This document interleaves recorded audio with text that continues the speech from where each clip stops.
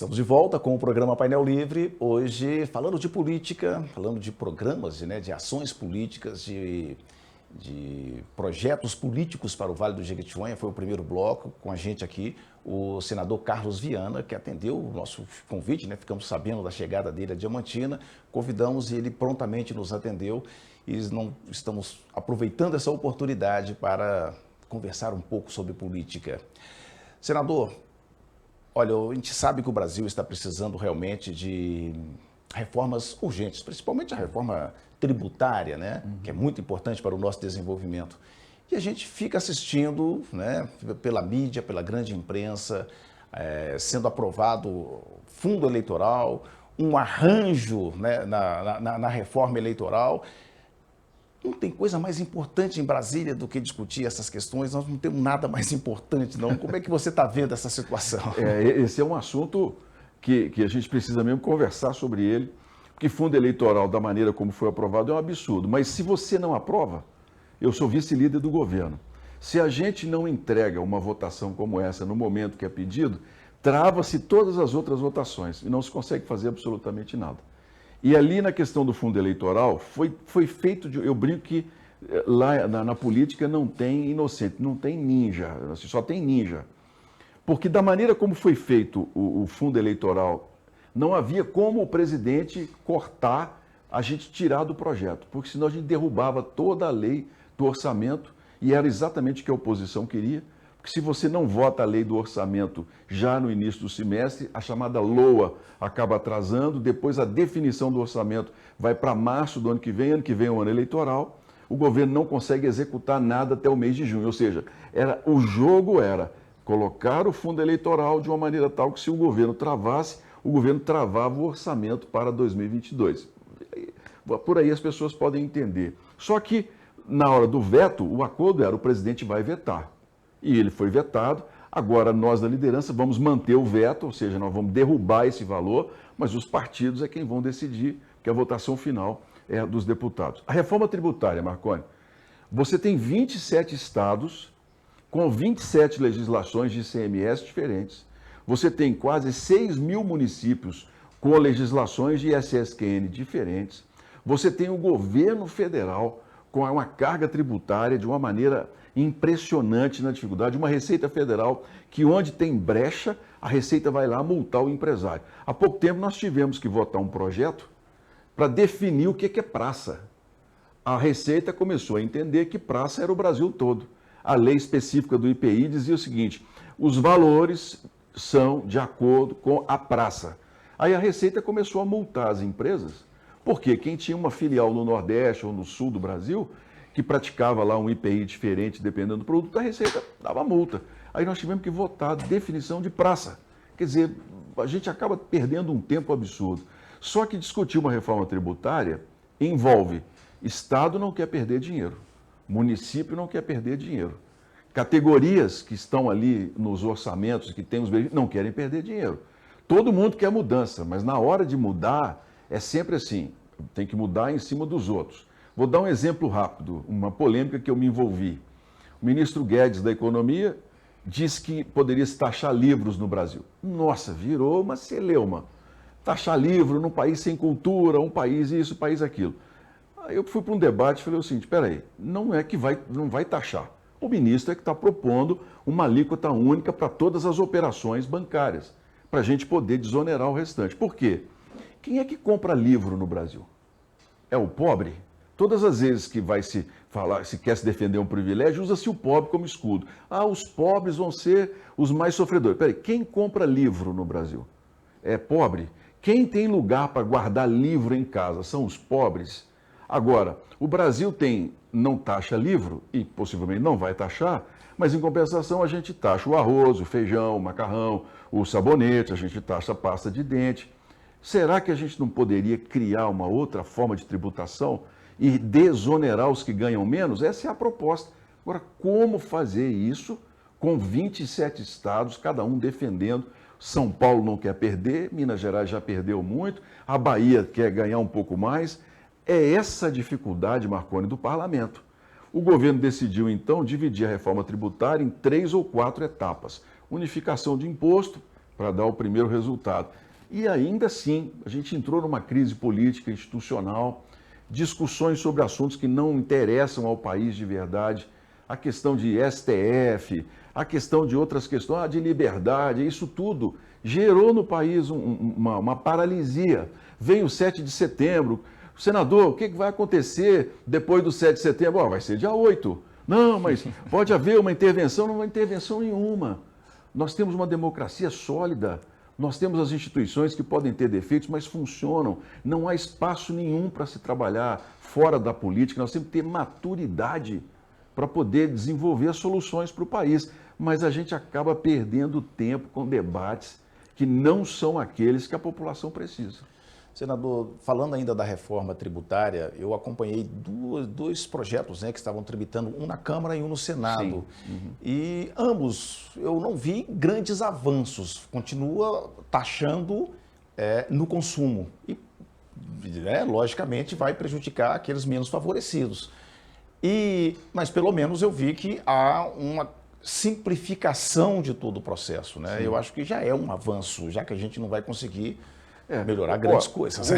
O meu posicionamento, Marconi, ele é polêmico, porque como eu trabalhei muito tempo na Alemanha, eu vivi fora do Brasil, eu sei o que significa IVA na prática para as empresas. Né? IVA, que é um imposto de valor agregado, quer dizer, você paga na hora que compra.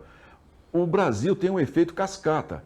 Quem fabrica lá em São Paulo já recolhe uma parte. Quando chega em Minas Gerais, o ICMS é diferente, tem que recolher outra parte. Só que isso recai sobre o nosso bolso, sobre o bolso do mais pobre. Quem ganha até 2 salários mínimos no Brasil paga muito mais imposto do que quem ganha 10 salários mínimos mais ricos. Por quê? Quem ganha 2 salários mínimos, a cesta básica pesa muito mais no bolso do que uma pessoa da classe média. A ideia era, e eu acredito que o futuro passa, por você cobrar o imposto ali na hora que a pessoa paga no cartão, como é nos Estados Unidos.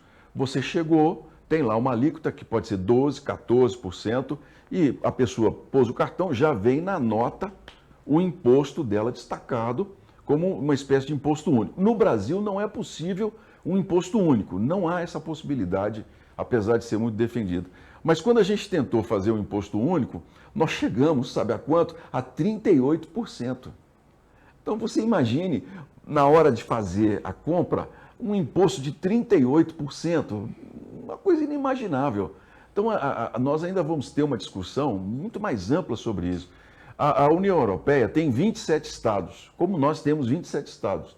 Eles têm uma legislação única para todo tipo de imposto. É a mesma coisa nos 27 membros da União Europeia. Aqui no Brasil, você está, por exemplo, você está propondo um imposto único, uma tributação única para todos. Aí eu estou na fila para entrar no avião, chega uma pessoa perto de mim e fala assim: senador Carlos Viana, sou agente tributário. E eu quero dizer para o senhor que é um absurdo essa história de vocês entregarem para a União, isso na fila do avião, na hora de entrar no avião. Um absurdo os senhores entregarem, quererem votar, tirar a autonomia dos estados, nós temos autonomia, não sei o quê.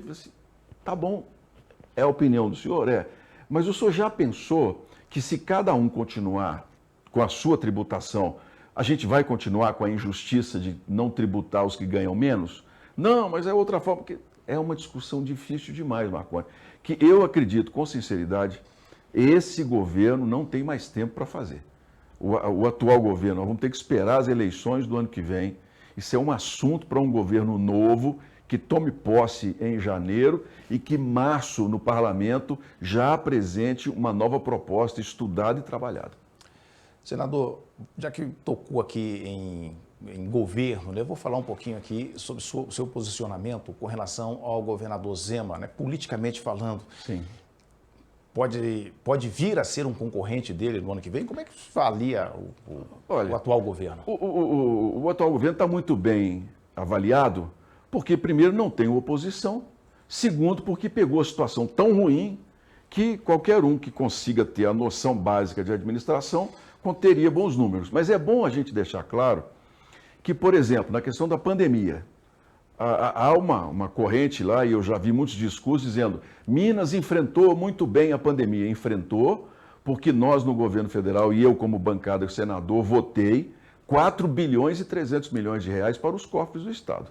4 bilhões de reais Minas Gerais recebeu para tomar a iniciativa que quisesse. Assim como para a redução na arrecadação do ICMS, os estados também receberam ajudas bilionárias. E o ICMS não caiu. Apesar de toda a crise, toda a Covid, nós não tivemos queda na arrecadação de impostos. Pelo contrário, a arrecadação sumiu. Com essa ajuda do governo federal, Minas conseguiu colocar o salário do servidor em dia. Só que isso é uma questão superficial e temporária. O atual governo não conseguiu reduzir o déficit. O nosso déficit, que era de 105%, 103%, hoje já está quase em 115% da arrecadação. Minas Gerais tem no Supremo Tribunal Federal uma liminar que garante o não pagamento de quase 30 bilhões de reais em impostos. Se o Supremo cassar essa liminar e obrigar o Estado a pagar, nós teremos um ano de folha dos servidores públicos praticamente sem condições de pagamento para poder cumprir com as obrigações com o governo federal. Então a nossa posição em Minas é delicada, é uma posição de equilíbrio muito tênue e que eu não vejo falar em como nós vamos sair dessa crise. Como senador hoje, nesses 2 anos e meio, Marconi, eu aprendi com muita clareza onde a gente tem que bater, qual é a porta que a gente tem que abrir. E a primeira porta que Minas precisa fazer é ter uma base na Assembleia, coisa que o governo não tem, para você votar um plano de recuperação fiscal. O que é um plano de recuperação fiscal? O Estado fica sem pagar durante 3 anos, faz compromissos de não criar novas dívidas e começa a ganhar um novo formato de financiamento. É a única maneira que nós vamos ter para voltar aos investimentos. Porque fora isso, só o acordo da Vale. Então, eu, diante dessa situação, eu estou colocando meu nome para o governo do Estado. Tenho colocado e dito, eu visito as regiões, conheço Minas e vamos para o debate. Eu quero colaborar em mostrar quais são as soluções que Minas Gerais precisa. A gente está chegando ao final, a gente está quase em cima da hora, mas eu não posso deixar de fazer essa pergunta, porque a gente tem um Brasil muito polarizado, né, nos últimos anos, mas surgiu a possibilidade de uma terceira via. O seu posicionamento, quer dizer, a sua análise lá dentro, né, do centro da política em Brasília, por exemplo, isso é viável mesmo? Isso está acontecendo? Minas pode se posicionar de uma forma diferente nas próximas eleições? Olha, Marconi, o prazo está muito curto. Só que há uma coisa, o eleitor cada vez mais toma decisão na reta final. Uma terceira via, ela é plenamente possível no Brasil. Você tem o ex-presidente Lula com 52% de rejeição, você tem o atual presidente já batendo 56% de rejeição, então você tem praticamente metade do eleitorado brasileiro que ainda não definiu onde vai, para qual lado, que não quer o passado, mas também não está satisfeito com o presente. O atual presidente pode mudar, às vezes nesse período até o ano que vem, né, um ano para a eleição, ele tem tempo suficiente para poder refazer a economia, entregar resultados, mudar o posicionamento, é uma possibilidade. Né? E ano que vem entrar com uma rejeição menor, como pode também manter esses índices. E uma terceira via, o presidente do Congresso, Rodrigo Pacheco, está se posicionando, não há uma definição ainda se ele será candidato à presidência ou não, mas se for, é uma pessoa preparada, é uma pessoa de diálogo, né? Minas Gerais pode dar uma contribuição muito importante e para nós seria muito bom. Nós temos o ex-juiz Sérgio Moro, que também pode ser um candidato e que dividiria os votos, né, de uma direita que não é única. Você tem uma direita muito radical e uma direita mais de centro. Então esse cenário político brasileiro para a presidência, somente no primeiro semestre do ano que vem é que nós temos uma clareza. Mas o eleitor quer mudanças. Bom, a gente está tendo aqui, né, o Rodrigo Pacheco esteve aqui com a gente também na época da eleição, né? Hoje é presidente do Senado. Quem sabe pode ser presidente da República, não sabemos. Para nós, mineiros, seria muito bom.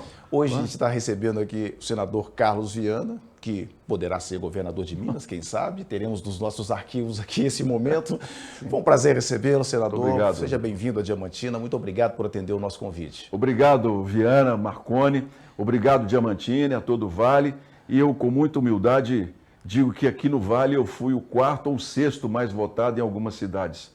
Mas eu tenho trabalhado muito, o Vale está entre as minhas primeiras preocupações. né, para que a gente possa merecer cada um desses votos que recebi para senador nas cidades do Vale. Eu espero devolver muito trabalho e as pessoas perceberem que a política vale a pena, que a gente tem que votar com consciência, porque assim é que a vida vai melhorar. Muito obrigado. A gente aqui agradece, conversamos com o senador Carlos Viana aqui no nosso programa. Amanhã estaremos de volta com mais um programa Painel Livre. Obrigado pela sua audiência. Boa noite.